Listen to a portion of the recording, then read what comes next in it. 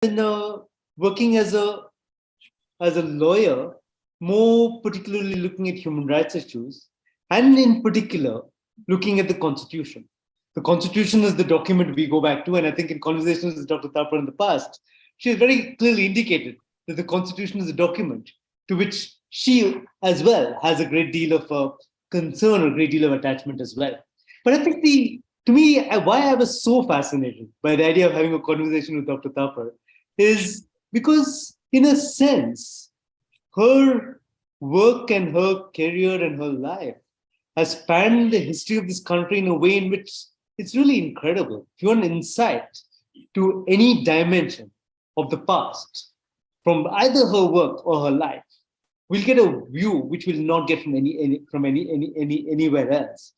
Going back to some of her work, she has indicated that there are many things which are past as far as we're concerned.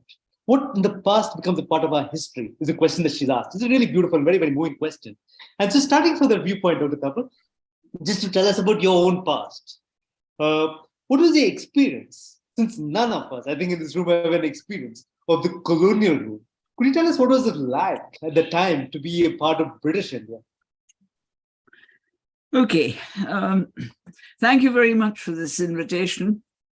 I must say I'm delighted. Partly, I think, because I have a soft spot for Ludhiana, and I was asked why I didn't actually physically come. I haven't really got completely over an attack of COVID that I had a couple of months ago, and so I preferred to sort of stay quietly in isolation rather than expose myself. Why am I attached to Ludhiana? Because it was one of the early, I don't know how to express it in English, it was a guard of the Thapars. They came from, some of them came from the traders who came from Afghanistan, and they brought with them 2 bricks from the Samadhi of the Pir whom they worshipped, called Baba Gajju. And on my first visit to Ludhiana, I actually went to the shrine and paid my respects to the Pir that my ancestral family seemed to worship. So I would love to have come back to Ludhiana again and made this trip, but unfortunately, I think it's wiser for me to stay out of crowded places for a while. One of the advantages of growing old and having an old age is that you do cover a large span of history, and therefore you know your life in a sense becomes history. You're a natural historian, as it were. But nevertheless, yes, going back to colonial times, which is really my earliest memories, having been born in 1931. I have a kind of vague memory of when I was 4 and 5. And that was when my father was posted. He was a doctor in the army. And so he was posted to a fort on the northwest frontier province, as it was then called, the Thal Fort, which is sort of halfway between Peshawar and the road to the Khyber Pass that goes into Afghanistan. And it was a very typical British fort, built on the boundaries, the frontier zones, as it were, between British India and what lay beyond the Pathan country.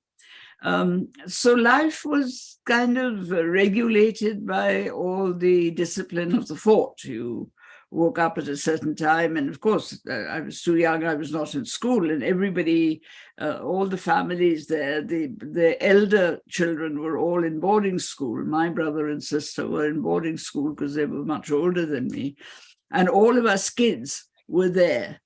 So it was a marvelous life because there was no school. It was play from morning 8 in the morning to 6 in the evening, as it were, and running around in a space that we knew quite well and that kind of thing. And then we got to know everybody who lived in the fort, the whole regiment. And everybody made a great fuss of us because we were the only children there. And there must have been about a dozen of us, I think. So that was one aspect of colonial life. Now, if I may just expand a little bit on that, why was it a fort? The British had this frontier policy of where every now and again they would go and create a little trouble amongst the Pathans, just to make sure that they had control of the region. And why were they worried about it? Because they were very worried that the Russians had a desire to move into this area. They were already in Central Asia, and they were pushing down towards what was called the Northwest Frontier Province, you see. And therefore, there would be these little shootouts every now and again. And if there were any people wounded or injured, the Pathans, they would immediately call the next day to the office of the fort and say, "Send us your doctor." And the only doctor on the premises was my father. So we would get into, my father had a sort of convertible Ford, I remember, one of those box-like cars, and he would drive it, and my mother would sit in front, and there would be the medical box at the back, and I would be placed next to the medical box at the back. And we would drive through this Pathan countryside to the fort, which had made the corps, and my father would be taken off to attend to the wounded, and my mother and I would go into the Zenana. And there were these beautiful Pathan women, absolutely fantastically beautiful, I remember, or I imagine. And they wore these maroon and black scarves, and they had this dangling silver jewelry in their ears, round their necks, and rings on their fingers, silver rings. And my mother always used to tease me that when I grew up, I had this obsession with silver rings. I would wear no jewelry except silver rings, which I'm still doing. And she would say it was because of the imprint of those Pathan women on your mind. Anyway, so it was a kind of mixed life. One didn't really understand what colonialism was at that age, obviously. And one didn't know, one just thought of it as, you know, this is the way some people live, and I'm living in this way. My parents are doing this job and all the rest of it. One really began to understand colonial life later, when my father was posted to Peshawar and then Rawalpindi and finally to Pune, where Pune was a place where I had the longest stretch because I was in school, then I became a boarder, and then he was posted back to Pune and so on. So I had about 8 years there, and my major schooling. Now that was a cantonment society. And that was truly colonial in a much more everyday sense of the word. What was a cantonment? It was an area that was adjacent to the city. It was not part of the city, but it was side by side. And so, for example, trains, the railway stations, you always had Firozpur City Junction and Firozpur Cantonment. These were two separate stops. They were not the same. So you got off at the cantonment stop. And the cantonment was much more open, because remember that the British had this obsession about if you don't have enough air and space, you get diseases. So malaria, which is mal aria, meaning, you know, bad air, was a great fear. That if you live in a crowded space, then you get these diseases of different kinds. So they were very open cantonments. Every cantonment house, I think, was set in about an acre of land. So there was a tiny garden, but a huge open space. Consequently, of course, lots of snakes. I mean, one's childhood was one of constantly being warned that when you walk across the grass, be sure that you look at what you're walking on, because you may be stepping on a snake. And I was absolutely petrified, as I am to this day, terrified of the snake. Whatever Freud may say is another matter. But anyway, so there was this cantonment life. Now, what was cantonment life? It was a very well laid out area. houses in rows, and the same pattern of each house. You could predict that you would enter, there would be a corridor, there would be bedrooms, living rooms, and so on. A little annex at the back with the kitchen and the storeroom. The storeroom was very important because that was where all your provisions for the week were brought. And then the housewife doled them out every morning. Very careful control over provision. Anyway, there was that. Then, of course, that was an age when one started going to school. So was school close enough to walk? Sometimes it was, as in Peshawar, for example, or to cycle to, as it was in Rawalpindi when we were posted there. Or did one have to take a little school bus? And they were usually station wagons, as they were called in those days, SUVs, with 8 seats or 10 seats. And we all stopped at various places and picked us up and so on. So there was that.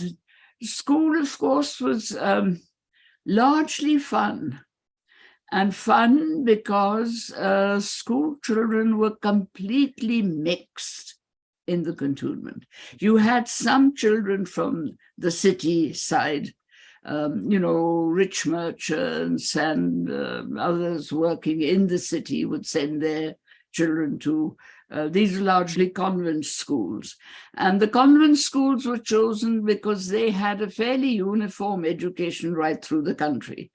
Otherwise, it would be disastrous that your father's transferred from Peshawar to Pune. And if the school system is completely different, then you get totally knocked out. But the convents ensured a certain kind of similarity so that it wasn't a disaster and you didn't change schools and, sob like mad because you couldn't cope with the changed curriculum and you'd left all your friends behind and so on. Anyway, so there was school, which was close enough. And there was always a kind of little Sadar Bazaar, as it was called. The bazaar or the market where one did one's normal, usual kind of shopping, that was there.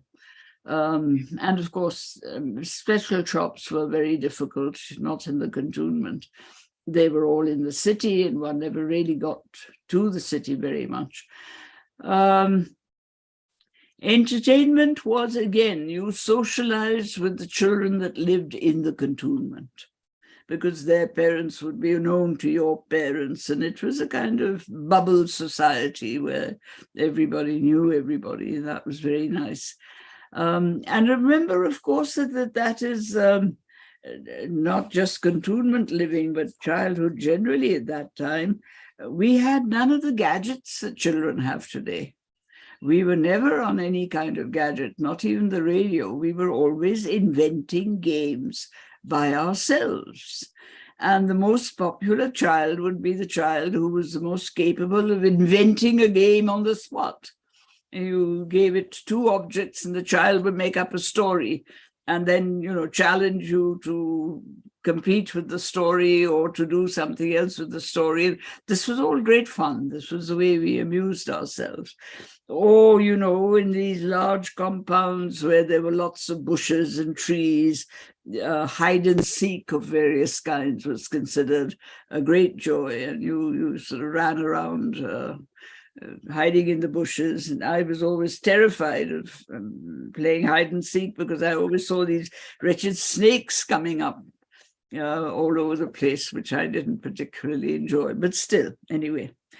And there was a certain routine, a certain discipline that one could recognize as the cantonment discipline. The social hub was what was called the club. And it was generally a gymkhana club, but nevertheless, it was a club. So everybody's parents were members of the club, and that was where you went swimming or you played badminton or tennis or whatever it may be. And the elders would go there for their Sunday morning beers, or they would go there in the evening and play bridge and canasta and whatnot. So the club was a kind of social hub, which one didn't really know or enjoy until one grew up into one's late teens. When you turned 17 or 18, then, of course, there was the great worry that all parents had, not just people living in the cantonment, but everywhere, but certainly in the cantonment, if you were a girl and you were 18, they had to find you a husband. And that became a great problem, people making subtle inquiries. You mustn't do it much, very obviously. What is your son doing? Oh, I see, he's 20 years old. What is he studying? What does he hope to be, etc., etc.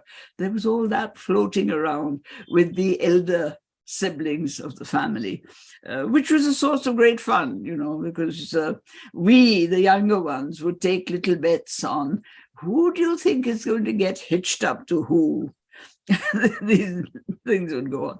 But anyway, that's what I'm trying to suggest is that the scope of cantonment society socially was larger than the scope of the city society.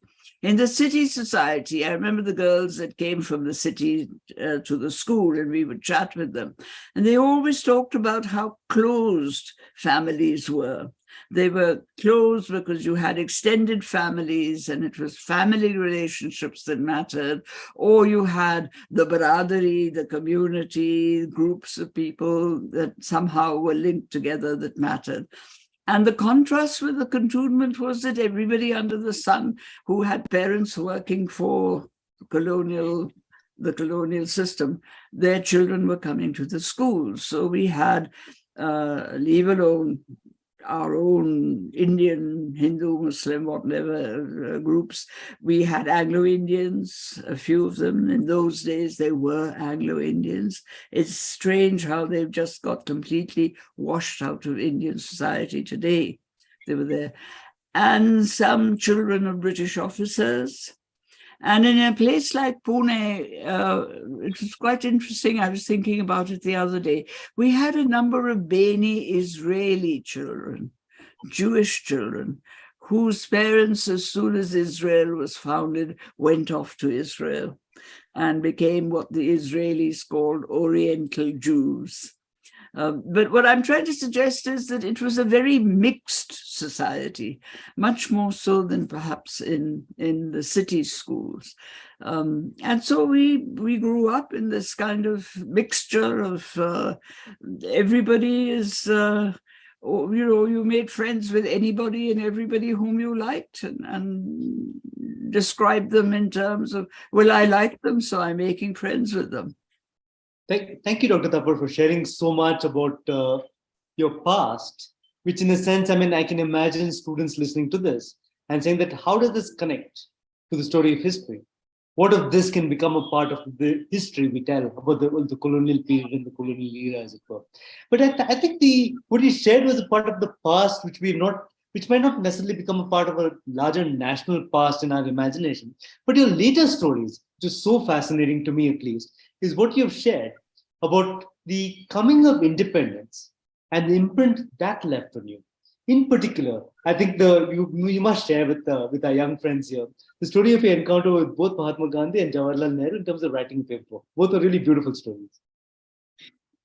Okay, well, behind this cantonment culture that I've been talking about, we were very aware of the fact that there was a national movement, because it was a conversation that the parents had with all their friends every passing day.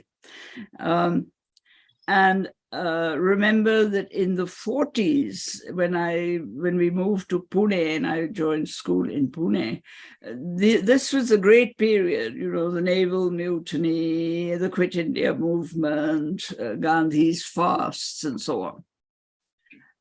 So my generation grew up on what I call the cusp of independence, the nationalism at its height, just about to take over, as it were. So we were very aware of it. Conversations in school were very much a case of, when you British children go away, this is what we're going to do. India is ours, it's not yours, kind of thing. We were very aware of that. Now, in a place like Pune, of course, there was Gandhi. He was being constantly put under arrest and then, let out and then under arrest again and so on. His big fasts took place when he was under arrest in Pune. The periods when he was not under arrest, he would hold prayer meetings, as he called them. I still remember in the huge compound of a house that belonged to a nature cure clinic, Dr. Mehta. And we would rush from school, quickly do our homework, rush home. It was not too far away from the cantonment. And 3 or 4 of us would get together and go to these prayer meetings. Now, there we sat, evening after evening, maybe not fully understanding what the conversation was all about. After the prayers were over, he would talk and he would talk about things. But nevertheless, it was a kind of feeling that we've got to be a part of it. This is something that we have to be a part of, you see. And on one occasion, someone said to me, since you're so hung up on these prayer meetings, in those days, we didn't have selfies, of course. We had little books called autograph albums.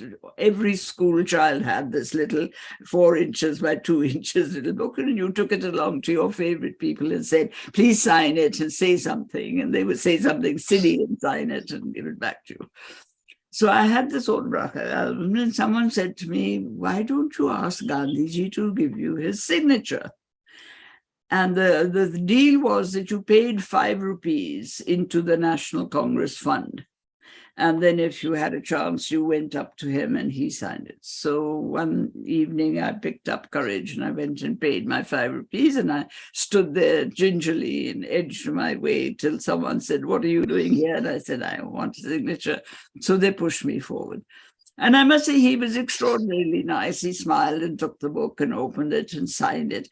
And as he was giving it back to me, he looked at me and he said, but you're wearing mill-made clothes. I was, I think, wearing a salwar kameez, but quite clearly mill-made cotton. And I said, yes. And he said, never wear mill-made clothes, only wear khadi. Now go home and tell your parents to get you khadi clothes. And I said, haan Gandhiji, zarur. And I rushed home. Mother, I'm not going to wear any of these clothes. I only want khadi clothes. And my mother sort of sighed and said, now this means for the next 2 months, you'll wear khadi clothes, and after that, you'll come back to the normal ones. And that's exactly what happened. But anyway, it's something, I mean, in some ways, it's a silly little incident, but it does make an imprint in the mind of a young teenager. I don't know whether it would make an imprint in the mind of a young teenager today, but it certainly made an imprint in my mind. It was a kind of little bond with someone that one revered. With Nehru, it was different. It was much later. I was then a student in Delhi University, briefly. And I was part of some students' association, and they'd had a meeting, a reception, and they'd invited Nehru. This was in the early 50s. And he came. And the thing that struck me most was that, you know, any one of us could go up to him, ask him a question, get into a conversation, and he would talk to us. And I mean, I've forgotten what questions a couple of us asked, but we did ask something, and there was a conversation. And somehow that feeling that, you know, here's a man that everybody reveres and puts on a pedestal and so on, almost treats him like a deity. And I'm asking this person a question, he's answering. He's treating me as a normal human being in a normal human exchange. This was very impressive. And I must say that altogether, one misses in the politicians thereafter that fantastic human quality that people like Gandhi and Nehru had. Simply reaching out to people and chatting with them and behaving normally as one would person to person. And I think that this is a quality that we've completely lost now, what with the surround of black cats and security and guns and this and that, which is totally uncalled for. Politicians should be people who mingle and merge with everybody else. They're supposed to represent everybody else. And I must say this was a very striking difference. It has always come back to me over the years when one sees all these bulletproof shields and barriers and whatnot that politicians stand behind now when they speak. One more dimension you have spoken about with respect to Nehru is his interest in history and how he responded to your book on Ashoka. Could you just share that story? No, as well? well, that was a later event. This was after my book was published in 1961. This was my thesis, which got published as a book. So, and you know, in those days there was no such thing as a book launch. All the publicity that goes with every Tom, Dick, and Harry book today, this was non-existent. I mean, you published a book, finished. Maybe some newspaper would review it, but otherwise you waited for reviews in academic journals. And that was where the debate and the discussion took place. Anyway, so I published this book, and as usual, you know, waiting for reviews. And about 6 months later, I met somebody who said to me, you know, you've published this book on Ashoka, and it's a subject that Nehru was very interested in. He was deeply impressed with the edicts and so on. So I said, well, you know, have you talked to him about it? And he said, yes, in fact, we were having a conversation the other day, a whole lot of us with him, and the subject came up. And I mentioned that there was now a new book on Ashoka that had come out by a young historian. And he said, oh, I would be very interested to see it because it's a subject that does interest me very much. So this gentleman said to me, why don't you send him a copy of the book? Now, this is something I dislike doing because I don't like sending my book to people simply because they're important. But when he said that Nehru had said he was interested in the subject and liked the edicts and read the edicts, I thought, well, this is slightly different. So I sent him a copy of the book. And I was absolutely blown. A week later, I got a letter from him saying, dear so-and-so, I have received a copy of your book entitled such and such, and I haven't had time to read it, and I've just flipped through it, and it sounds very interesting. After I've read it, if I have any comments, I will get in touch with you. Signed, J. Nehru. And I just looked at this letter, and I said, he's the prime minister of the country. He's got the time to write a letter to someone who sends him a little book on a subject that he's vaguely interested in. I was deeply impressed, I must say. Very impressed. That's really an incredible story in terms of the connection to both Nehru and the idea that, you know, he's interested in ideas. Yeah. He's interested in books. And he's interested in people. And that's and it's very important to share this also because there's so much of a overlay on Nehru now that we don't know the real person. And that's why individual memory actually becomes a way of recuperating the Nehru. We should know. I think it's terribly important. And it speaks of both the man and it speaks of the politics of that time too. That, you know, that this was considered the appropriate thing to do, that if you're interested as a politician in a subject. And my goodness, politicians in those days read. They were well-read people. I mean, whether it was because they were in jail for so long and they had nothing else to do but to read books, but they read, they thought. Today's vacuous remarks didn't suit any of them. They didn't make them. They were different people.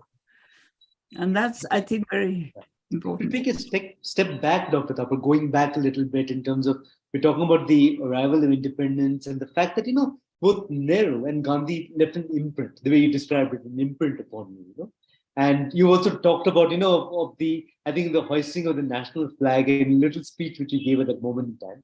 But I want to get to a later point in terms of what took you to history, what drew you to history, and why did you decide to study history and become an historian? I think there were two things. One was something that I was not conscious of, but I became conscious of it afterwards. That is that, as I said, we were born, we lived on the cusp of independence and the height of Indian nationalism. It affected you, it affected me. Not only in the sense of we are a country that is seeking independence, but asking the basic question of who are we as a people who are seeking independence? What does independence mean? What is nationalism all about? What is our identity? I mean, that little speech that I made in the school on Independence Day, having run around in circles, staring my hair out and saying, what am I going to say? What am I going to say? I mean, at the age of 15, you don't make public speeches. And finally ending up with the two questions that have bugged me all my life. What is our identity as Indians, and what kind of society do we want to build? This comes into the issue of history. And although I didn't opt for history right away, my first option was to do philosophy. And when that misfired, then I did literature. And the third time round, when I was doing my BA in London, I opted for ancient history. That was very much a case of curiosity about identity, curiosity about the culture that I belonged to and the nationalist thinking that I had been through, and the whole business of what is the Indian identity. But even at that stage, as doing an undergraduate degree, a very serious undergraduate degree in ancient Indian history at the School of Oriental and African Studies in London, I wasn't quite sure of my future. I was desperately anxious to stay on in London because the independence that I had hankered for from my teenage up was there. I never got it in any other place, but there I was all on my own, making up my mind and taking my own decisions and being what for me was the ideal, the autonomous woman. I had the right to make decisions about my life, which I could do in London, which I couldn't do anywhere else, see. But how was I to stay on? I'd done my BA. And my father said quite rightly, look, I told you I can finance you for 2 years, you do your BA, then you have to come back because I don't have the money. And I remember going to my tutor, Professor A.L. Basham, and saying, you know, is there any way in which I can stay on? And he said, there's only one way. You apply for a fellowship. And if you get a fellowship, then, you know, you can stay on. And I looked at him absolutely aghast and said, that means I have to become an academic and a historian. And he said, I'm afraid so. If you get the fellowship, you'll have to do that. So very reluctantly, I put in for the fellowship because I had no idea wanting to be an academic. And I really wasn't sure that I really wanted to be a professional historian. And I was so surprised I got the fellowship. So I stayed on, I did a PhD. And it was that period of doing a PhD that made me realize that there were questions about the Indian past that I was interested in, that I wanted answers to, and that it might be intellectually very exciting to be able to search for these answers. And it was that converted me into being a historian. So it was purely accidental. If I hadn't got that fellowship, I would by now have been a grandmother with lots of grandchildren. That somehow is very difficult to imagine for us that could ever have been a position you would have been in. But just to take again, what I think really what we learn a lot by reading your work and listening to you is the fact that for you, history is a discipline which has certain kinds of frameworks within which it functions. There's a certain rigor to the craft which you speak about. And it stands in kind of contrast to a kind of a popular history, which is very much around us, a range of works which say this is history, that is history. And then suddenly you come in with this sense of a rigor and a certain kind of a understanding of craft, which is really, I think it's really fantastic. Because again, coming as I do from as a lawyer, you look at that and say, historians have a craft, historians have a discipline, and not everybody can say that they're historian, because there's a certain kind of a rigor and work you need to do to become a historian. And that's something we've heard from you over and over again in terms of the interviews as well as your writing itself. Could you tell us a little bit about what you think for you as a historian's craft? What is the discipline of being a historian? And why is it that, not every, as you put it, your phraseology, not every Tom, Dick and Harry can be a historian? Well, I think the discipline of history as such, and particularly the discipline in Indian history, undergoes a very big change around the middle of the 20th century. And the change is this, that history was all along treated as a narrative about the past. You get collected information from all kinds of sources, and you linked up the information into a story of what happened. That was basically all that history was about. If you were a good historian, you wrote it up with intelligence and you analyzed what happened. If you were a bad historian, you simply told the story and said, that's enough. Now, what happens in the middle of the 20th century is that Indian history, which had been treated always as a part of Indology, that is a study of India, which tells you a little more about what happened in the past. Again, back as a narrative. That began to shift with the shift that was taking place everywhere else in the world to history becoming a social science. Now, what do I mean by history becoming a social science? The social sciences accept the fact, and that is why they're called social sciences, that there is a methodology of investigation. It's not arbitrary. You don't just come across bits of information which you stitch together into a story. You have to look for information and you have to organize it and understand it. Now, this historical method, as it were, was in its early stages in the early 20th century. It got more developed in the mid-20th century. It got more developed because also it became interdisciplinary. So the kinds of questions you were asking, for example, if you were doing history, as I was doing, for example, in writing a thesis on Ashoka, and much of this was, of course, taught to me as training in the School of Oriental and African Studies. Much had been written on Ashoka before. In fact, when I said to the history board in SOAS that I was going to do a thesis on Ashoka, they groaned and said, not another one. Every ancient historian cuts his and her teeth on this subject, and now you're going to do the same.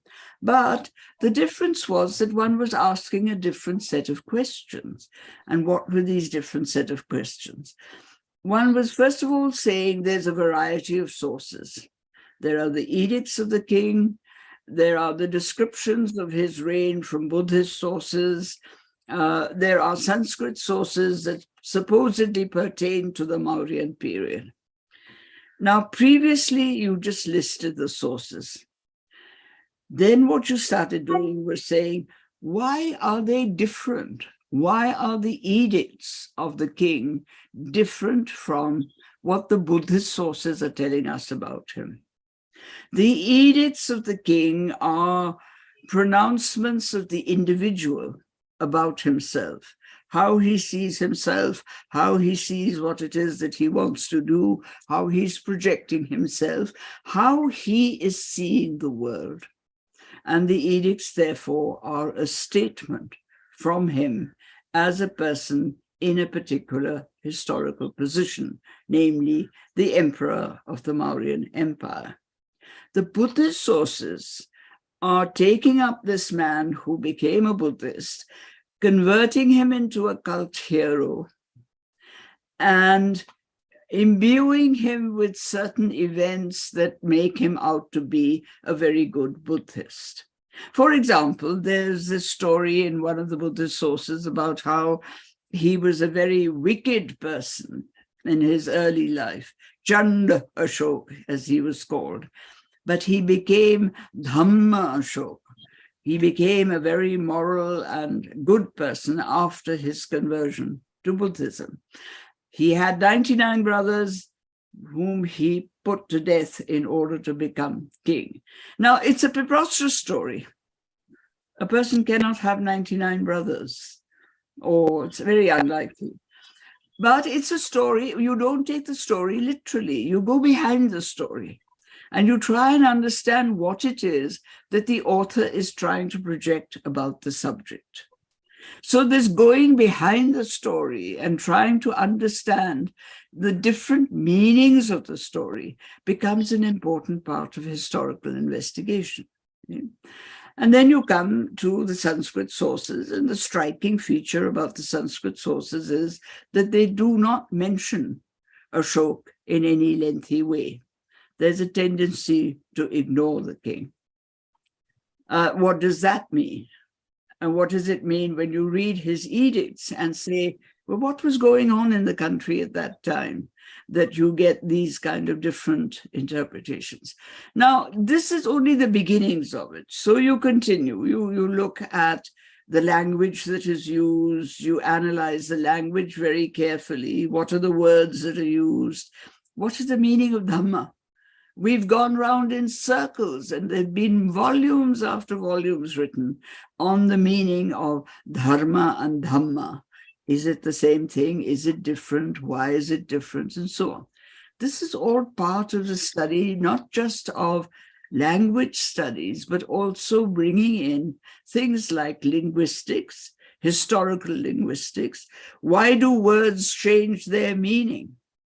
Why does the word Pasanda mean a sect in the Ashokan edict, and Pakhanda, which comes out of that word later on, becomes a fake sect and is to be looked down upon? This change of meaning of words is terribly important. Now, all of these are techniques by which you analyze your sources, and the sources also increased. You have archaeology coming in, and you have various, these days, for example, there's a lot of emphasis on ecology. You have a huge empire. Was it governed in the same way everywhere? But the regions are all different. They're ecologically different. So are there differences in the different ecological regions? Now, these are all questions that come up when you cease treating history as only a narrative, and you start saying, we have to understand that moment in time, in a world which is different from ours, and try and understand what is being said. So this is part of the reason why a historical method emerges. Now, the problem today is that the general public is unaware of the fact that there is a historical method. I mean, I have frequently, on occasions when I give public lectures, somebody from the audience gets up and says, but you see, we all know history is made up of facts. You have historical facts from the past, and the facts don't differ. The facts are there. So why do you say historical interpretation differs? And then I have to tell them the story of Rashomon, the film, where one person is put out of commission, and there are 6 different versions of what actually happened. And I said that this, in a sense, is what the historian is doing. The historian is looking at each of these different versions, trying to understand why they differ. Why does the version that comes out of a Brahmanical tradition be different from a version that comes out of a Buddhist tradition? There are many reasons, many historical reasons. And you, as a historian, have to point out the difference. You can't pull them all together and say, yes, this happened and this happened, and make one story out of it. You have to say that there are different versions and explain why they're different versions. Now, the crisis in history today is that you have a confrontation between the professional historian who's using this historical method and exploring history and finding out a variety of reasons, some of which are very praiseworthy by our standards, and some of which are not so praiseworthy by our standards. Sometimes a king may act very ethically. Sometimes a king may act immorally. And the historian has to explain why there is this difference. You cannot say, wipe out the immorality because we like this king and we will only project him in a positive way, which is what is being done today by popular historians, that the totality of the personality is not projected. The totality of a given moment in space, which is what history is all about. There's a moment in time where events are happening, where everything is happening, and we're trying to understand that moment. That has to have as wide an explanation as possible. Good, bad, and indifferent reasons have to come in and have to be considered. You cannot have a professional history which is then cut off from a popular history, because popular history is insisting on treating history as it was treated 100 years ago. Dr. Thapar, the other point you made is popular history does not seem to take the question of evidence or proof seriously.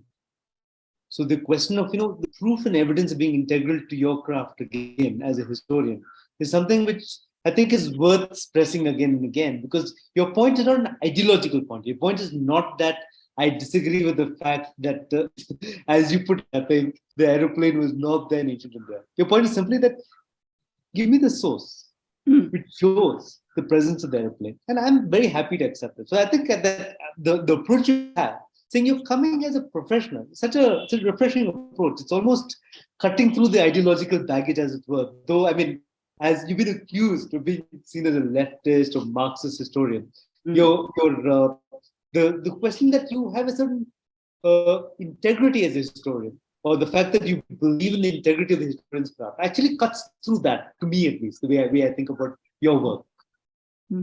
Well, one of the resulting differences, of course, of this new approach of history being a social science and is that you're not concerned merely with telling a narrative. Our concern now as historians is explaining the past, analyzing the past and explaining the past. What happened? Why did it happen? How did it happen? When did it happen? These are the kinds of questions that we're concerned with.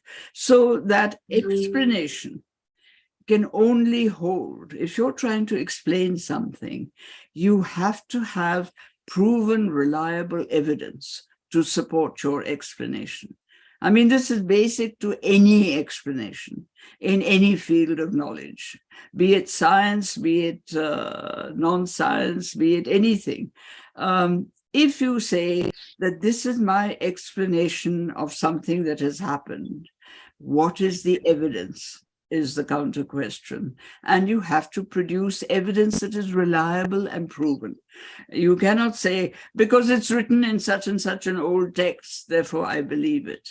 Or, because the son of Shiva and Parvati has an elephant's head, and there's this whole story about his head being chopped off and an elephant's head being planted, it means that we had plastic surgery. This is absolutely abominable to a historical approach, because the historian will automatically turn around and say, what is your evidence for saying that we had the technology and the information and the understanding? And is it feasible that an elephant's head will grow on a human body. You know, at one level, it's common sense.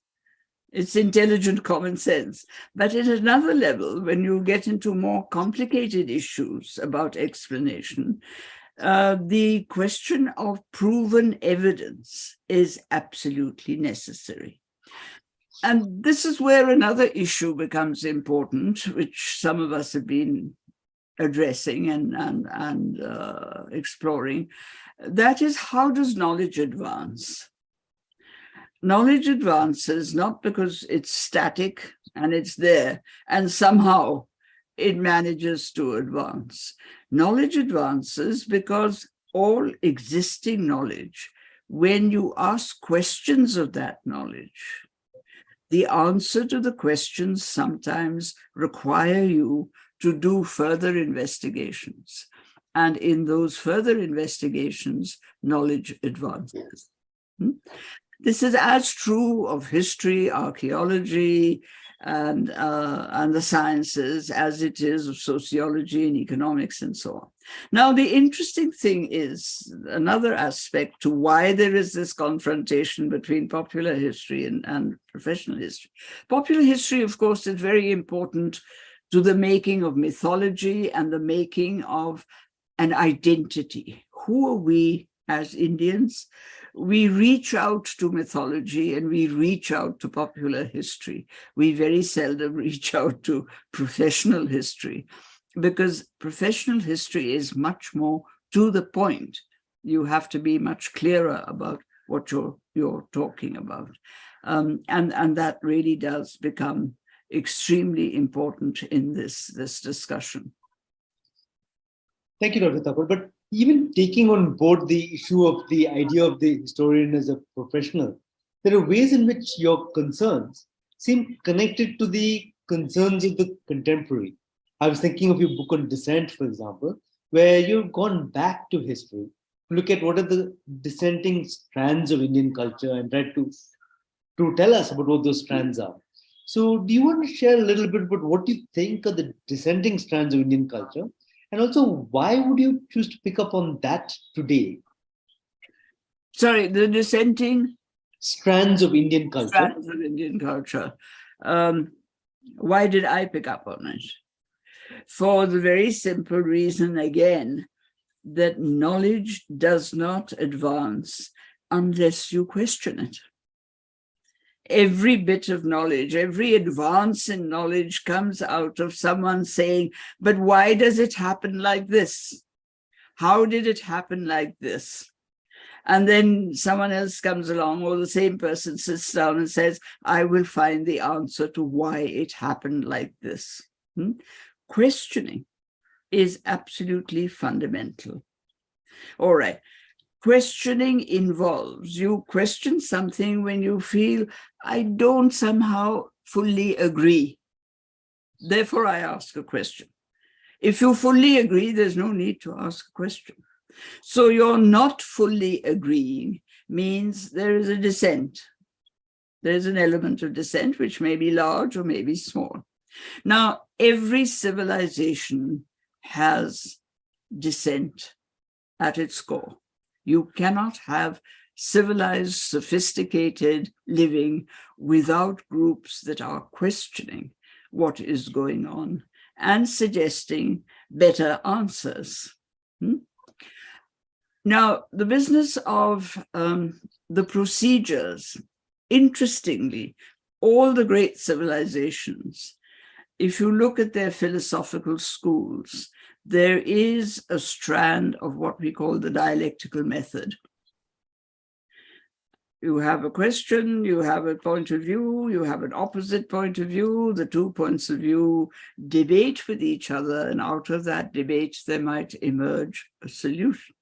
And in the Indian philosophical tradition, for example, it's very well known that everybody advises that you begin an argument or a discussion by putting forward the point of view of the opponent, the Purva Paksha.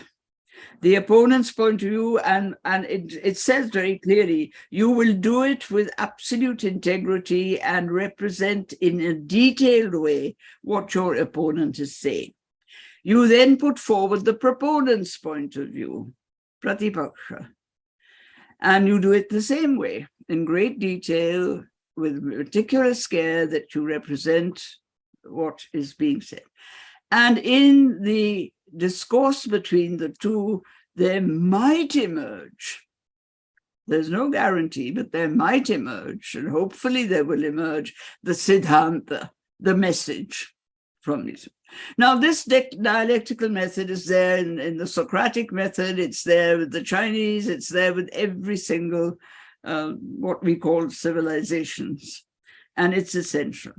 Now, my point was that we tend, the popular idea of history is that history was static. You once arrived at a certain position, the golden age, and the golden age just continued and continued until these wretched people from outside came and invaded the country and killed the golden age. What is not understood is that it is a continuous process. History is a continuous process in which questions are being asked all the time. New ideas are emerging, new explorations are emerging, which lead to newer questions. The whole point of an exploration is that it ends up with your saying, well, my question was really not as fulsome as it should have been. There are these other questions that also arise. Questioning is very, very important, which is why I'm so worried. I'm so worried about this new educational policy in the curriculum, where children in school are not going to be encouraged to ask questions of what they are being taught. The questions are all objective type. You know, did this happen in this year or this year? Yes or no? Knowledge doesn't go like that. Your knowledge is not a yes or no thing. Knowledge is something which you discuss and discourse over, and you say, could be that, it could be that. If it was that, then this would have happened, and if it was that, that would have happened, and so on. And it's really an investigation of why we doubt and why we dissent. And therefore, I think that dissent is absolutely a fundamental procedure, a value almost an ethical value of any kind of civilizational approach. Thank you, thank you. From that, I want to take you to if you think of it in terms of the contemporary, we can argue that possibly one of the crises of the contemporary moment is the absolute salience of dominant religious identities. People see their sense of self or identity within some larger religious framework. And as a historian, how would you respond to this particular crisis? Would there be something in the past we can go to and say, hey, the ways we can begin to challenge the fact that this is so dominant today?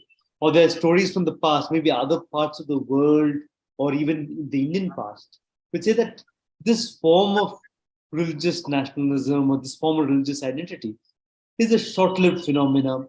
There are gaps in it, the ways in which the challenge to it can possibly begin.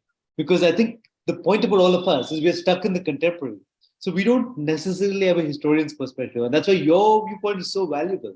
You look at the contemporary and tell us, no, we're in the moment, but we can also look at it from a larger frame. So could you just, it would be lovely to hear your thoughts on that. It's a complicated question that you asked me. But anyway, let me try and answer it.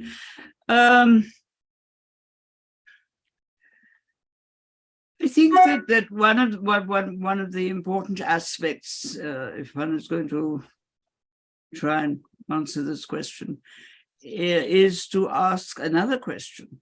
Why, at this point of time, is there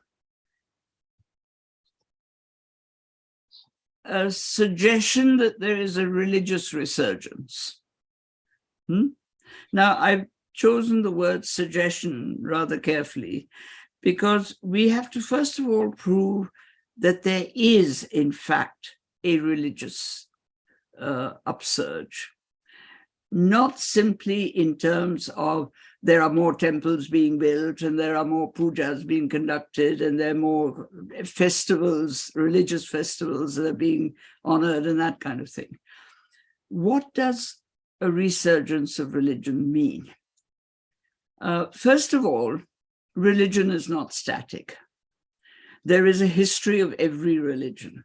It has a beginning, it has a continuity, and the continuity goes on changing.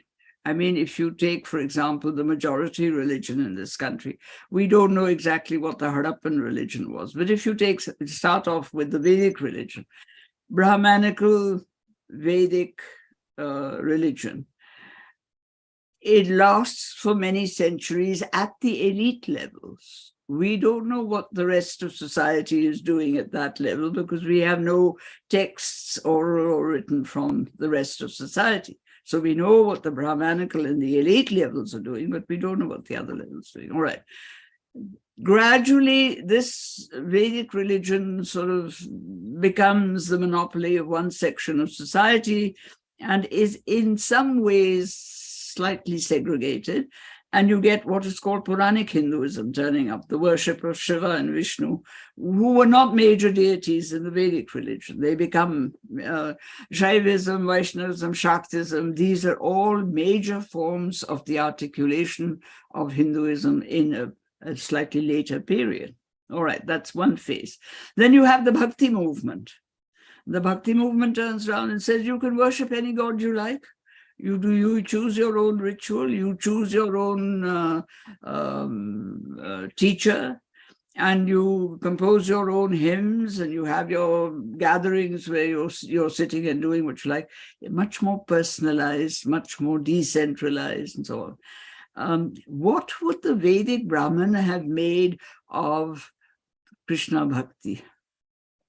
They're really rather different. And yet we pulled them all together because the colonial scholars were looking for a monolithic religion and everything had to be pulled together into one category called Hinduism.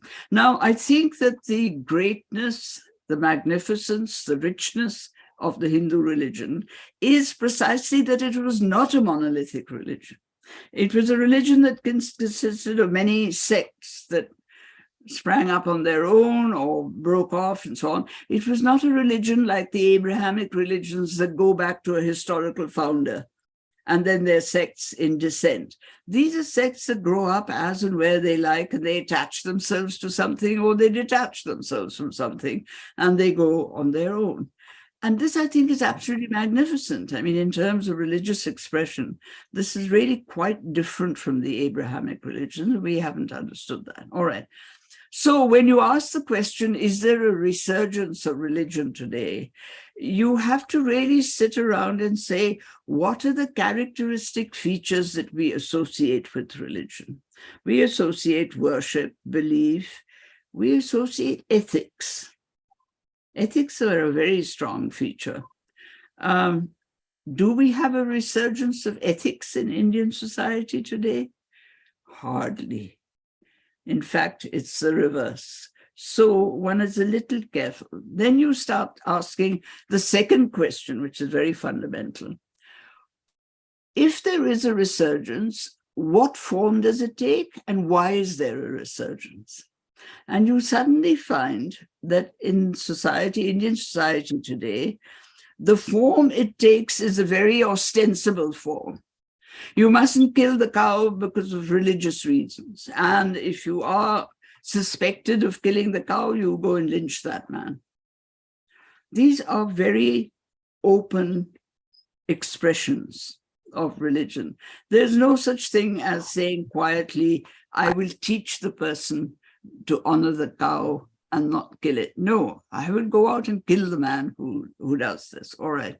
Secondly, does it come into authoritarian systems? Politics. Politics today is full of religious identities and religious ideas. Now, is this politics playing religion? Is it religion playing politics? Is it politics using religion as a channel to increase its own standing, authority, power, what you will, whatever. So it's a very complicated question, but I think it has to be answered at all these levels. It's not simply that we have become more religious, because I doubt very much that we've become more religious. My gut feeling is that we are much less religious now, because the ethics has gone out of our religion. And ethics is very fundamentally important. I mean, we all happily swear on the Bhagavad Gita on every occasion, not only we, but even the Prime Minister of England. But on the other hand, do we really understand what are the ethics that the Gita is teaching? I mean, there are multiple interpretations of those ethics. Are we familiar with those interpretations? Do we discuss them and debate them and so on, which we should be doing?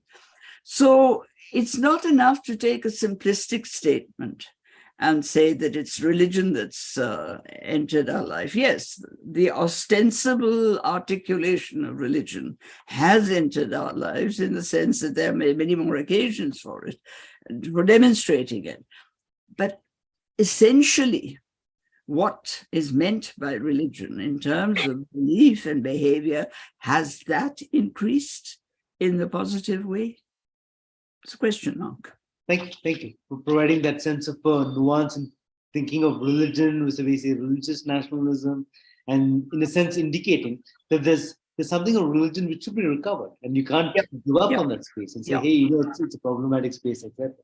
But the last part of the conversation which I want to take you to, Dr. Thapar, is something I think quite unique to your work, really, which is your role as a public intellectual, and the fact that you've spoken to concerns which are part of the public domain. And I think in one part, to me, it really begins with the idea that you rejected awards given by the state. And you can think back, I think, of course, we can think of the other country in a global context, Sartre, and the rejection of the fact that he rejected the Nobel Peace Prize. And there's a tradition of intellectuals who said that we will not be subordinated to the interests of the state. And in that sense, and you seem to be following that trajectory, but I'd leave it to you actually, to rather than me putting words into your mouth, to speak to what compelled you to reject awards given by the state.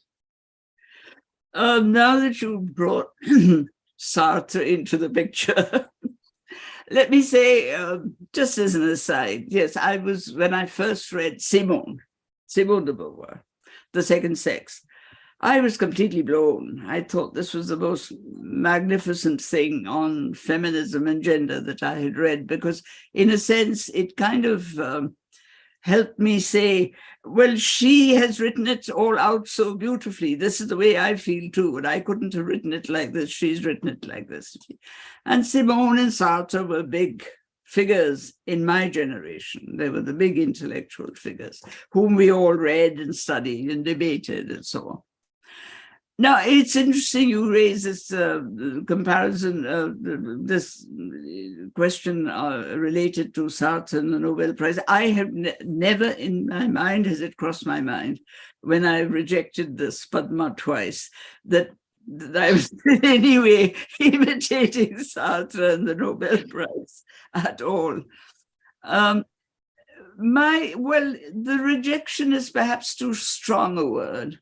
My disinclination to accept a state award arises from two things. One is that state awards are no longer awards that are given by a government out of respect for an intellectual or whatever activity the award is being given for. I think that they're very political. Whichever government gives them chooses the people that it thinks it wishes to endorse as their supporters. I mean, I can't imagine, for example, the BJP government giving me a Padma Award. That would be, and that in a sense sums up the fact that these awards are really not state awards in the sense that they should be. They're government awards. They're governments endorsing the work that their supporters are doing. At one level. All right. At a broader level, yes, they're state awards. My second problem is that there has not been to date a government who has truly, truly respected intellectuals in this country. There have always been marginal reasons why intellectuals are pushed aside. I mean, the respect, we keep talking about Rishi Munis of the olden times who are vastly respected. Nobody treats any intellectual like a Rishi Muni these days. Intellectuals are not respected. And I think that until such time comes when there is a public respect for what intellectuals are doing and saying, people like me will go on saying we're disinclined to accept these rewards. I mean, I'm perfectly inclined to accept, as I have accepted, rewards from my peers, that is academics of various kinds, academic organizations and academics, I have no, because this is a case of my peers are complimenting me, and I'm delighted and happy that this has happened. But when it comes to government awards, and I see them very much as government awards, not as state awards. I think it's a misnomer to call them state awards. When I see these kinds of awards being offered, I do feel that, until such time as academics and intellectuals have a high status in this society, I don't see why we should accept these awards and allow ourselves to endorse whatever power is in power. Thank you for that. And I want to link it up to the other dimension again of your work as a public intellectual in recent times, which is the Bhima Koregaon case, in which you were the lead petitioners, Romila Thapar versus Union of India, in which you challenged the arrest of activists such as Gautam Navalaka, Sudha Bharadwaj, and others. Of course, the majority did not concede to the viewpoint that they were illegally arrested. But we had a very powerful dissent by Justice Chandrachud, and who's now the current Chief Justice. And interestingly enough, in his dissent, he puts a word which summarizes a lot of what we spoke about till now. He says dissent is the safety valve of a culture or civilization. He makes the point of, he doesn't say culture or civilization. He says dissent is the safety valve of a democracy. That's what he says, in his dissenting opinion. So again, I think it's a very important point, because we've not seen maybe intellectuals or academics necessarily come forward and articulate or speak in favor of public causes. Again, because we spoke about a little while ago, the Sartre analogy comes in, where he speaks out, of course, against the Vietnam War, the Algerian War, etc. So there's a way in which the involvement of intellectuals in the public, while being professionals, there's no ambiguity on that point, but the way as citizens you respond to the issues of your time. Again, that's something which I think marked out your engagement. And I think that's something which, again, we see that as a model, as something which we should all strive towards as well. Just to thank you for that. But I'm sure you have some comments and thoughts on particularly the question which we don't know is, how did the petition come about? How did you end up filing the petition challenging those particular arrests? And what were your thoughts around that? Well, let me first of all clarify that the idea didn't come from me, and it's really incorrect to say Romila Thapar versus the state of India. It's the other four are equally important, if not more important. Prabhat Patnaik and Deshpande and Devaki Jain and Maya Tarwala.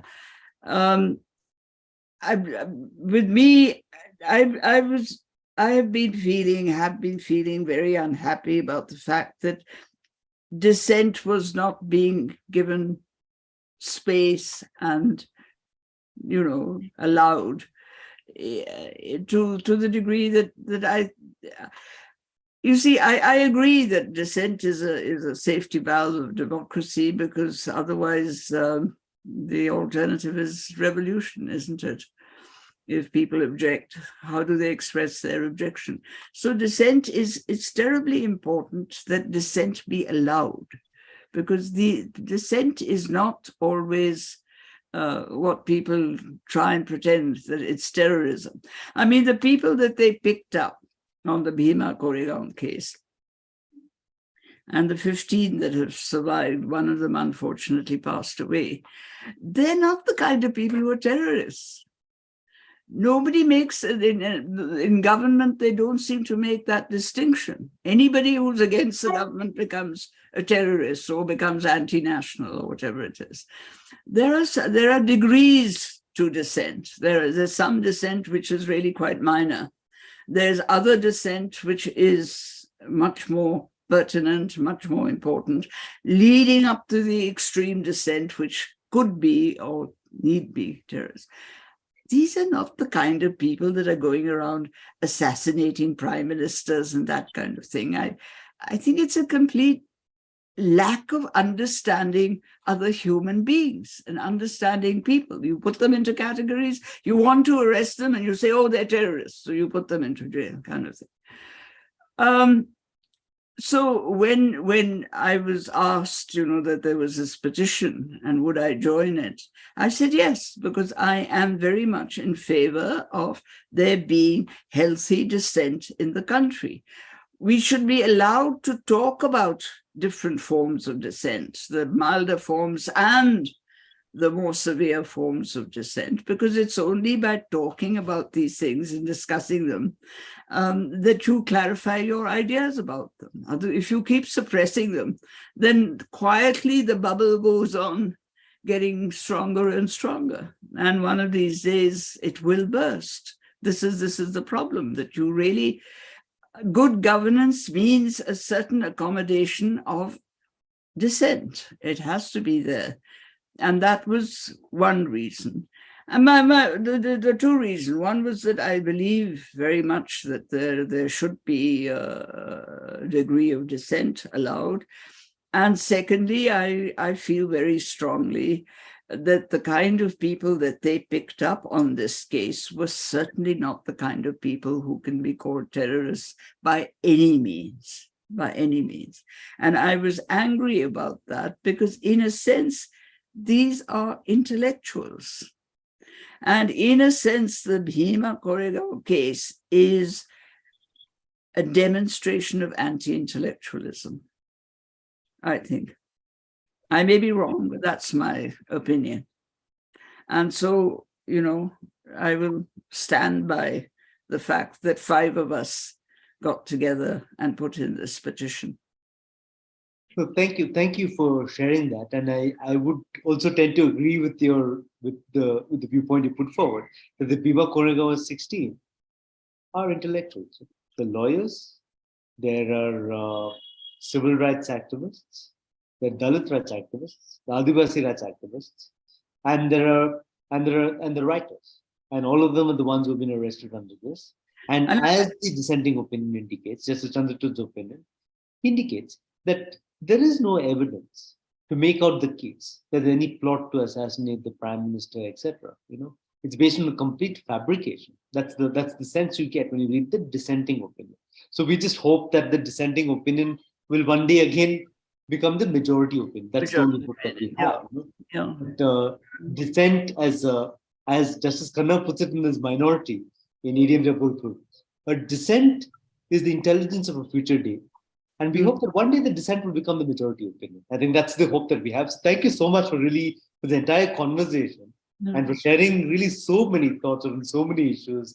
And it's an absolute, I can't tell you what an absolute pleasure and privilege it has been to really speak to you, Dr. Thapar. My pleasure and privilege too. Thank you so much, Arvind. Really. Megha, we have, I think, 8-9 minutes. Do you think you want to get some responses to questions for Professor Thapar?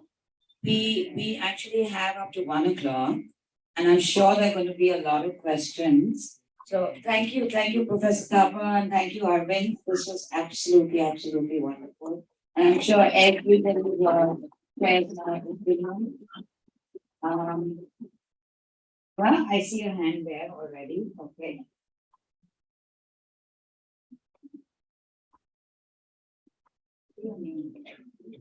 Good morning, sir. I hope I'm audible. I am T. Agrawal from TPS Patna. T. Agrawal from TPS Patna. My question to you is, and ma'am obviously, how history can help us understand modern politics and help us influence the politics of the modern times. As students of history, how can it help us to understand the modern politics? Did you get that, Dr. Thapar? No, I didn't. It's very blurred. Yeah. The question was, how can history help us influence modern politics? Shall I repeat? Shall I repeat my question? Yeah, please do. Okay, the question is, how can we, students of history, help us study history and understand modern politics better? Modern politics better. Through history, how can we understand modern politics better? How can the study of history help us to understand modern politics better? That's the question. Yes, as students of history. Well, I think the study of history does help in understanding politics better, because if you ask the kinds of questions that you ask of politics, you might get some answers from history. Who are the people that want authority in a society? Have you thought of asking that question? Every society has people who desire authority, who have authority. Why are there some people who have authority? Who are the people that have authority? What does history tell us? Who are the people who are the elites? How do they become the elites? What is the basis of being an elite? And that same thing carries forward into today. I would also like to say that it's not just a question of how does history help us understand politics. It's a legitimate question. We should also demand that politicians, those that go into politics, should know some history. That would be a tremendous help if politicians realized that some of the issues that they are dealing with, some of the activities they are indulging in, are all known to have happened in the past, and there have been consequences. And the consequences of those activities are not always the most acceptable consequences for a society. So I think that politicians should also study history, and it shouldn't be one-sided. Historians are certainly there to explain history to politicians, but politicians should study history. All right. So, good morning, ma'am. Firstly, it was a pleasure to watch the conversation between you and sir. And I had two questions actually. The first one is that you had mentioned that history isn't a narrative; it's a social science. And here I would like to draw a comparison between natural sciences, where they seek to find factors behind development of phenomena as such. So I believe should history also have such an aim where it seeks to find factors or seeks to find what actually drives social development as such. And my second question was that after the fall of the Soviet Union, there was a rising idea among political circles which argue about something called the end of history, which was that how man supposedly reached the end of its ideological evolution, and how history, as proposed by many people, isn't a linear progression. So, what are your comments on this? And if it is a linear progression, with the current state of the world, do you think there's a change coming? Dare I say a revolution or something? I'm sorry, I didn't get those questions. I think I got the second one. I'll just put the second one before you. The question was, after the fall of the Soviet Union, there's the idea of the end of history. So does history move in some kind of linear progression, finally towards that end point, as described by this particular author? The first question I didn't get either. Do you want to come up and repeat it? Yes, ma'am. I'm sorry. I'll repeat my question. My first question was that you had said in one of the questions one of the answers to your questions that history isn't a narrative; it's a social science. And here I would like to draw comparisons to natural sciences, which seek to find factors behind the development of phenomena as such. So I believe, especially history as a social science, shouldn't it seek to find factors or what drives social development as such? Shouldn't that be the aim of history as such? Okay. The question of social science and natural science. Please remember that social sciences are not natural sciences. There is a distinction. There are two distinctions. One is that the data and the material of natural sciences is more predictable than of the social sciences. The social sciences deal with human conditions, and human conditions are largely predictable, but not entirely predictable. And there are some situations in which they are not at all predictable. So there is that problem, there is that slight difference. Natural sciences, on the other hand, are largely predictable. This was brought home to me quite interestingly once when I was giving a talk at the Indian Institute of Science in Bangalore. And one of the students said, in science, when an experiment fails, it fails and it's done away with. What happens in history if what you say, your generalization, doesn't work? And I said that this really sums up very nicely and neatly the difference, that there is much more exactitude and precision in measuring sources and success and failure in science. We don't say that my generalization has collapsed and therefore, the experiment has failed. We argue the generalization and wait and see whether it is accepted or not. If it is not accepted by others in the course of a debate, if I lose the debate, then I gracefully withdraw that generalization. So there's a slight difference in procedure. Because there is a slight difference, it's not exactly the same thing. The point that I was trying to make was that the social sciences resort to the basic methods of the natural sciences, which is examine your data carefully, ask what the data means, the different meanings of the data, see how the data applies, see whether there are causal relationships between different aspects of your data, and then argue for a rational, reliable explanation of your data. These are very basic scientific principles which the social sciences adapt. And obviously, there are differences, as indeed there are differences in the social sciences. The historical method is not exactly the same as the sociological method. It's not exactly the same as the demographic method and things like that. Economics is different.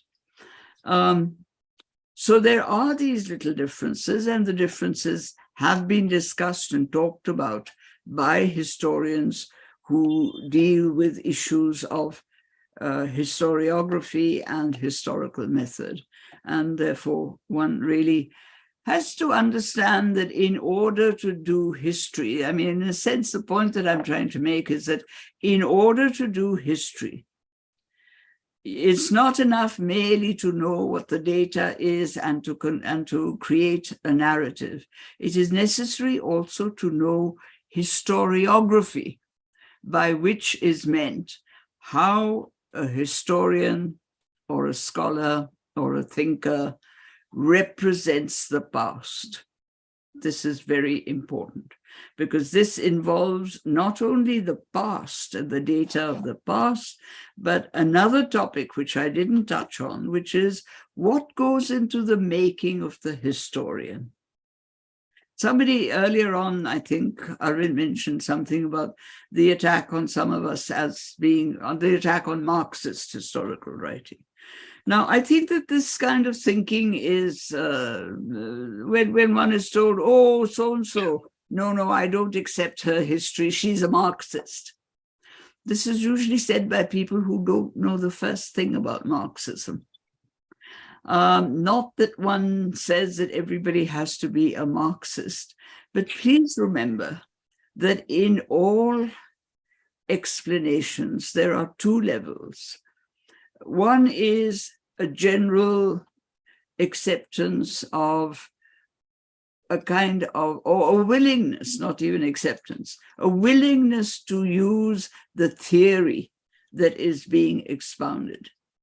Am I willing to consider Marxist historical writings, which is that history is not static, history changes because of social and economic reasons. When society changes, the attitudes of people looking at their past will also change. This other level, which is very important, is how do we examine what a society is? And this is where the whole question comes in of, do we, for example, talk about economic determinism? Do we talk about social determinism? Do we talk about religious determinism? Do we talk about an amalgam of all these? Or do we not talk about determinism at all? What does analysis mean? Analysis means looking at the data, considering how it relates one piece to another, causality, which is very important, and then drawing a conclusion from it.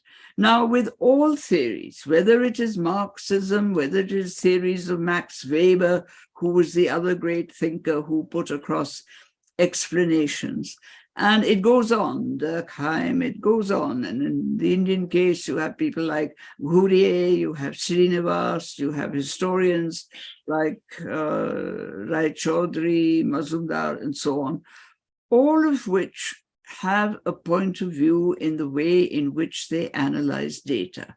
And it is the historian's business to look at that point of view and discuss the viability of that point of view and the way the analysis is made. So in all these theories of explanation, it's not enough simply to dismiss a person because they are Marxist or they're Weberian or they're Durkheimian or whatever it may be. It is necessary to see what are they arguing on the basis of, how reliable is their evidence, and what is the kind of causal linkages that they are making. These have to be rational, logical, and have to be based on refutable debates, if necessary, if someone debates them. So that would be my answer to the second question. So there is a difference between social sciences and natural sciences, but the methodologies up to a point are similar. And that is, in fact, what I've been trying to argue. The end of history. There is no end of history. It's absolute nonsense to talk about end of history. I had major problems with Francis Fukuyama's work when he talked about the decline of the Soviet, the fall of the Soviet, of the wall, the Berlin Wall being the end of history. History carries on. As long as there are human beings, there is history. And some people would say as long as there is life, there is history.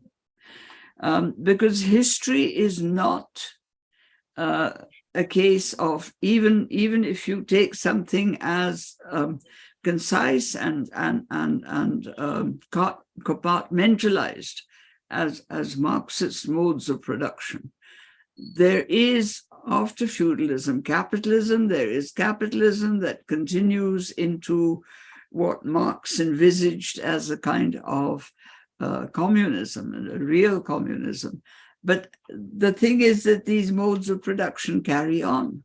They don't come, they come to an end and they give way to something else. And I do not see that as long as human beings are alive, there will be an end of history. History will carry on. Thank you, ma'am.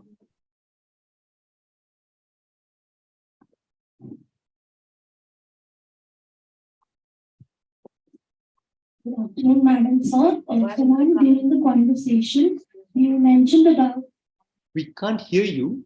No, we can't hear you. It's muffled. good afternoon, Madam Sir. I'm Hasrat from Mount Ashram School, Amritsar. And my question to you is that during the conversation, you mentioned about the difference between popular history and professional history. Could you please elaborate it with an example? The question was the difference between popular history and professional history, and whether you could elaborate on that. Yes. Yes, I should have thought the difference would be fairly obvious. After all, I've been saying professional history requires training, requires method. If you're going to talk about ancient Indian history as a professional historian, you have to know, first of all, what sources you're using. And if you're using the Kautilya Arthashastra and the Buddhist canon and the Indica of Megasthenes, you become a professional historian if you understand the languages in which these sources are written. One of the big shortfalls that all of us suffer from is that we don't know Greek, and yet we use Megasthenes' Indica as a very basic source for the Mauryan period. And the reason why I'm stressing language is that language changes. Language is not static. The meaning of language changes from period to period. If you look at the three quotations of Megasthenes' Indica in Greek sources, from the 2nd century BC to the 2nd century AD, they're using different words for social divisions and occupations and so on. And the historian has to answer the question, why are they using different words? Why aren't they using the same word? How has that word changed in meaning? And all words do, up to a point, change to some degree in what they are connoting when they're placed in sentences. So the professional historian must know the sources. The professional historian must be trained to examine the sources. The professional historian must use a method of analysis, which is what I've been talking about earlier. And the professional historian must be open to debating the generalization, the statements that he or she makes at the end of the analysis. The evidence has to be proven and reliable. You can't get up and say that I'm quoting so-and-so without having read so-and-so in the original, having understood what the person is saying, what the debates have been on that text, because every text has been heavily debated in the last 100 years or so. A professional historian has to know the script in which inscriptions are written. If it's Brahmi for the Ashokan inscriptions, what kind of Brahmi, and the dialect in which they are written. All this takes time and training. You can't read 6 books and then say, I'm a historian. You have to be trained. And let me say that the training is arduous and difficult and not easy.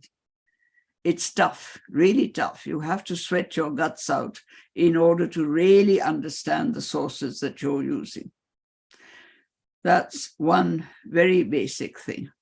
The professional historian is also concerned with trying to explain the past and not use the past politically for contemporary problems. Whereas the politician and pop history are concerned with converting the past into something that they can use for ideological reasons in the present, for legitimizing the ideologies of the present. And that's a very major difference in purpose and enterprise between the professional historian and the pop historian, even where the pop historian, the public historian, has not gone through the training that the professional historian has gone through. So I would say, broadly speaking, that these are the major differences. The public historian has a very definite purpose in mind, which is a contemporary purpose, whereas the professional historian, who also has a very definite purpose in mind, and the purpose is to explain and understand the past.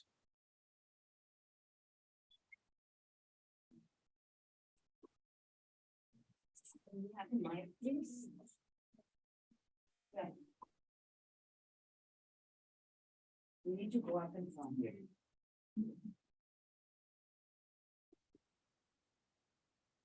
Thank you, ma'am. That was a great conversation. I'm Vedant from DPS Pune. My question was, since today's conference is about the idea of democracy, has the idea of democracy entered India only with the independence movement, or was it there in the past? Has it been there since ancient India? You got that, Professor Thapar? No, what was that?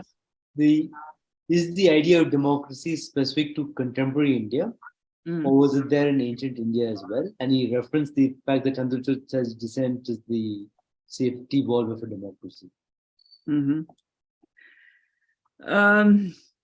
Democracy, as we know it and define it today, is a product of modern times. It's often said that Athens had a democracy. And there's something ironic about that, because 2/3 of the people that lived in Athens were slaves and were not free citizens. So how can you say that those ancient cities were democracies? They were democracies for the elite and for special groups of people who occupied them. Now, democracy is something, of course, that arises largely out of changes that take place in modern society, where the large population is given rights. Let me try and explain this a little bit. There is a fundamental difference between kingdoms and nation states. They're not the same thing at all. And the arrival of nation states from the 18th, 19th century in Europe and in the 20th century, 21st century elsewhere, is a very major shift in history. Previous to this, you had kingdoms ruled by dynasties where people were subjects. And please note the word that's used, subject. And for example, in the Sanskrit, it's praja.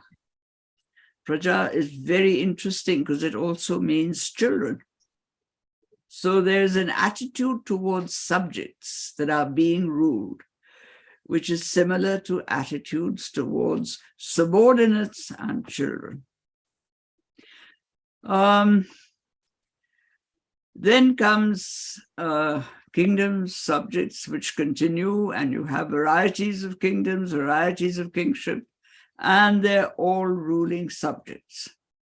Then you get colonialism in India, and it's a different kind of rule. It's not a local kingdom, it's a distant kingdom. It's the British kingdom, the English kingdom.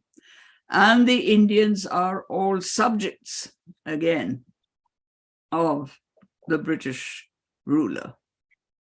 So what happens at independence? Indians stop being subjects, they become citizens.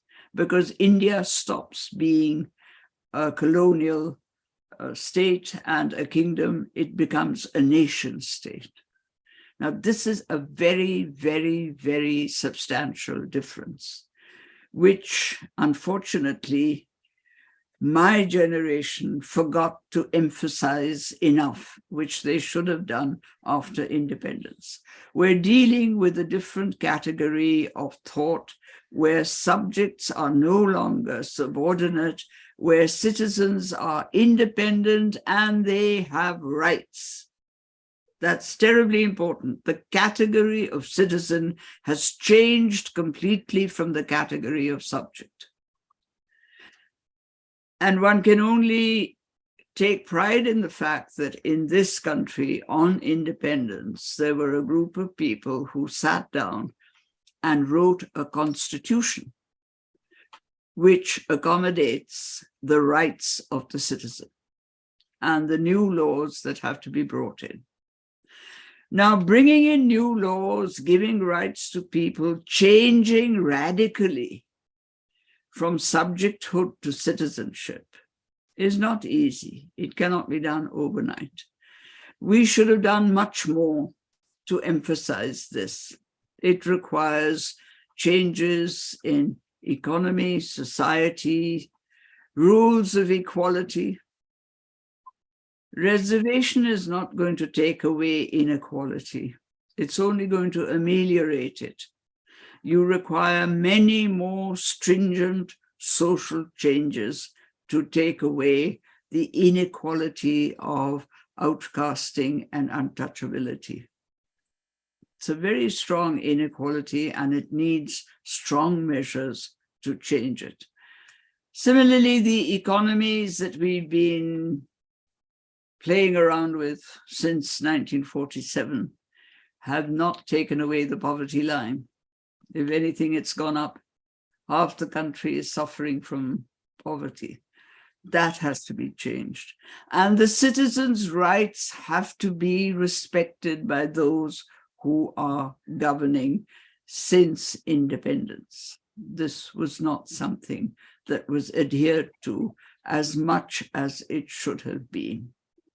We would have been in a much happier socioeconomic situation today had all of this been attended to in the last 75 years. So there is a difference. There is an enormous difference between subjecthood and citizenship. Democracy demands citizenship, where everybody is equal, has the same rights, has the same demands on the state, and the state is obliged to meet these demands. That is what democracy is about. We inched towards it in the Nehruvian period when we talked about and got adult franchise, on which I remember there was a huge debate when people said, how can you have illiterates voting?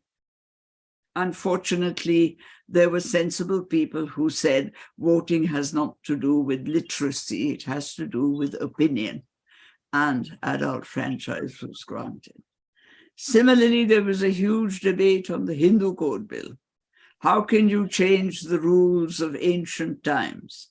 And there were people who did change the rules, unfortunately only for one religious community. Possibly it should have been a new set of rules for Indians generally. But anyway, the point is that democracy comes with these fundamental changes. When every citizen is represented by a representative in legislature, in the executive, in the judiciary, which are the three arms of the new system of the nation state. And this becomes absolutely essential to democracy. And the reason why dissent then is a safety valve is that in making these changes, there will be people who will disagree, as there were when adult franchise was granted and when the Hindu Code Bill was being brought in and so on. There will be disagreements. Disagreements have to be debated. And you have to decide for the welfare and benefit of the people at large, not just a religious minority or a linguistic majority or a linguistic majority or an ethnic majority or that kind of thing. The people at large. And that is really what democracy is about. And therefore, it is something that comes with modern times. It is history moving into demonstrating the importance of living in a way completely different from the way we lived in pre-modern times.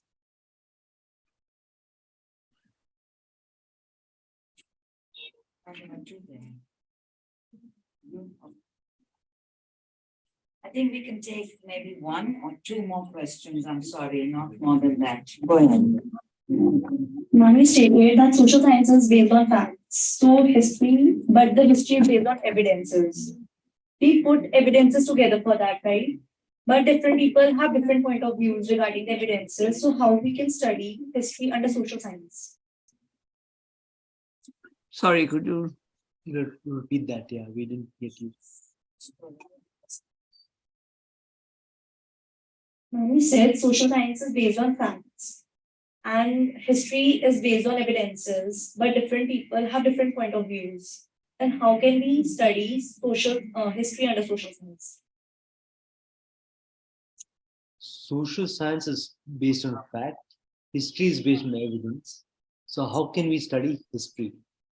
Doesn't make much sense, I'm afraid. Yeah, evidence and facts are the same thing. But different evidences are put together for making facts, right? But different people must be having different point of views regarding the evidences. I think the point being made, perhaps if I understood it, is history is made up of viewpoints, whereas social science is made up of facts. So how do you reconcile the two? We're doing injustice to the question. I think she's also referring to the fact that, this fact about opinions in terms of interpretations, which is something Professor Thapar has already touched upon. She spoke about the fact that you debate, right? And if your point of view is not accepted in the debate, then you withdraw your point of view. Is that correct, Professor Thapar? Did I? Yeah, well, history is not mythology. You don't just make up a story and say this is history. Or some people do, but we professional historians don't accept that. History is based on facts, on evidence. And the interpretation is not something apart. The interpretation grows out of those facts, that evidence. It has to follow that evidence. If it doesn't follow that evidence, it is not history. Does that clarify your question? Yes. I mean, our problem, for example, with people who popularize history is that they do not base themselves on historical evidence. You tear down a mosque and say there was a temple underneath, and then you discover there wasn't a temple underneath. But you go on saying there was a temple underneath. The professional historian says, there doesn't seem to be a temple underneath. We haven't got the evidence for saying this. The popular historian will go on saying there was a temple underneath. Good afternoon, Professor Thapar. I'm Shlok Kishore from DPS Patna. Now, I have a question. That when your work is called as Marxist or leftist, is it convenient and rational both for you? And my second question is, or will you also like yourself to be called as a centrist or a secular historian? Sorry, what was that? The question is, would you like to be called a centrist? Sorry? Secular. Second question was, would you like to be called a centrist or a secular historian? The first question was, Central. I didn't get the first question.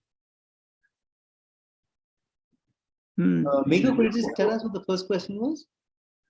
I asked, when her work is called as a Marxist or leftist work, is it convenient for her and rational both that she would be called as a Marxist or leftist? And my second Is it, question, is it convenient? Is your point? Sorry. convenient, is she convenient that her works are being called as Marxist and leftist? Am I not audible? No, no. I'm asking when a work is called as Marxist, in earlier times the work was known as Marxist work, or she was considered as a Marxist historian. So is it convenient and rational both for her to be called as a Marxist historian? And Is the it second convenient and rational for you convenient to and be rational, called a Marxist historian? yeah, You prefer to be called a centrist or a leftist historian? yes, that's my question. I prefer to be called a historian. Full stop.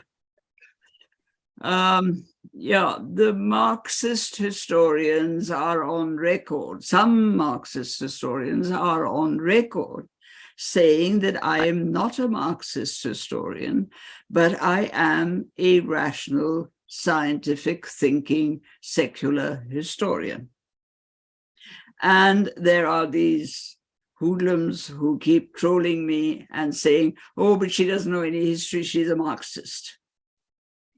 So I'm in the happy position of saying the Marxists are not calling me Marxist, the non-Marxists are calling me Marxist, and I don't know whether it's Marxist or non-Marxist or what.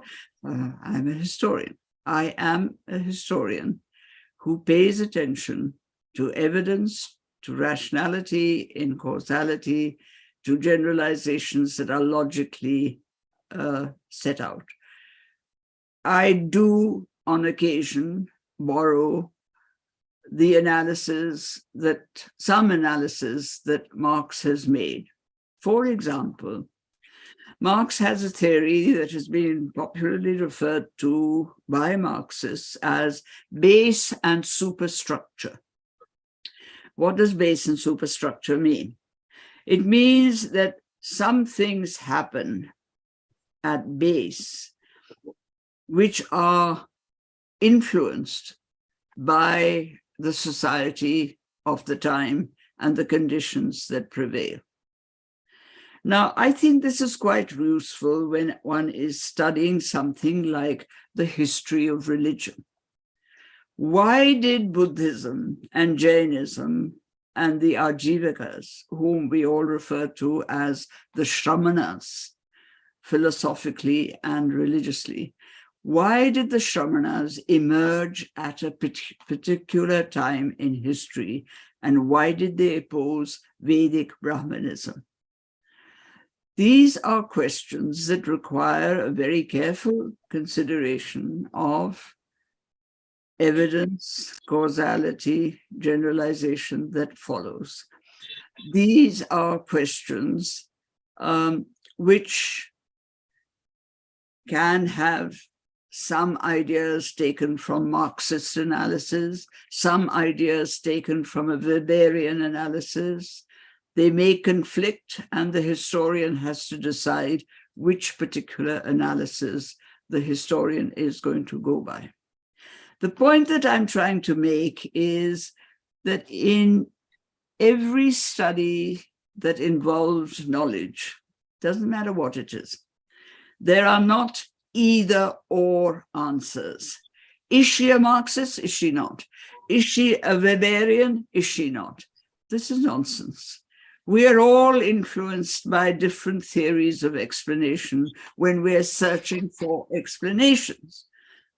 As in everyday life, if you're trying to explain something, you don't just stick to one explanation.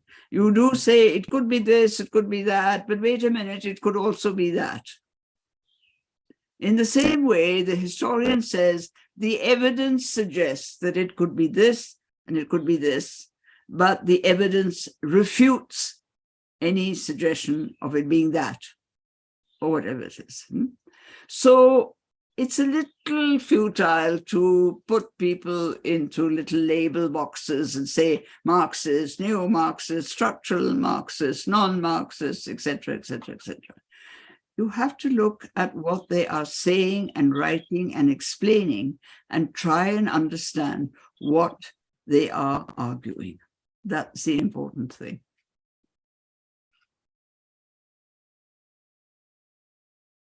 Okay, there are like half a dozen more hands up, but I have to let you all go, and I have to apologize to the students over here who still have many questions.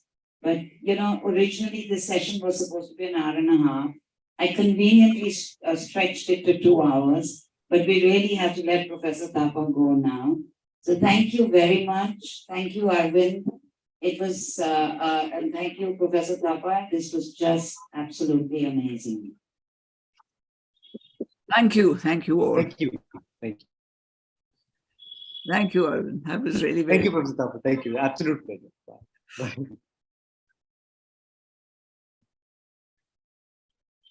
Before we break for lunch, important announcements. I can Most leave you. all participants should reach their allotted workshop areas